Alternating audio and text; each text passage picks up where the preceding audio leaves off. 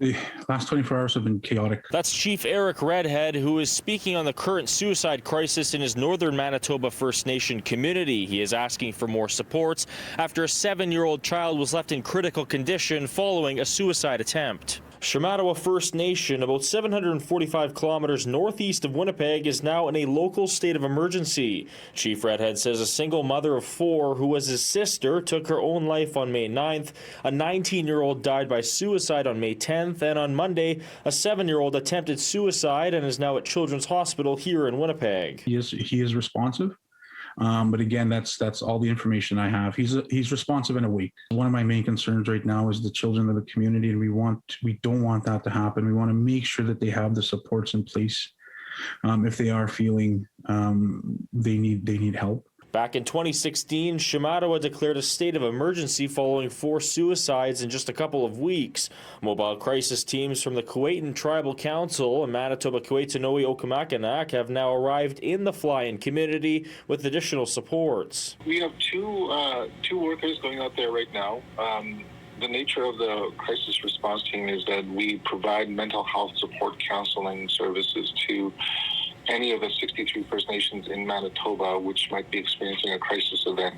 Events in Shamattawa were absolutely tragic, and indeed what they went through during the second wave was also a great crisis. So we're moving quickly to give them whatever they need to support the community in their time of need. The federal government now sending child and adolescent mental health therapists to the community to help those in need. But one youth advocate who's been helping children in Shamattawa for over 20 years says this isn't enough. I still can't wrap my head around it.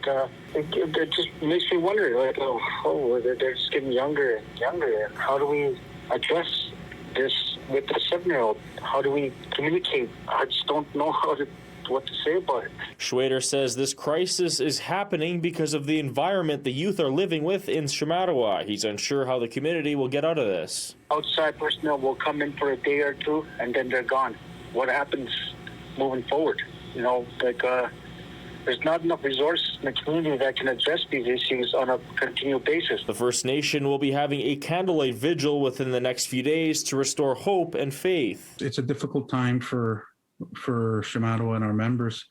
If you are feeling like you need to talk to someone, there are resources in the community right now. Reach out to them. Reach out to loved ones and family members. Check on your loved ones. Make sure they're doing okay. We're in this together, and we will come out of this together. If you or someone you know is in crisis and needs help, there are resources available. Feel free to reach out to any of the numbers on your screen. In Winnipeg, Alex Karpa, City News.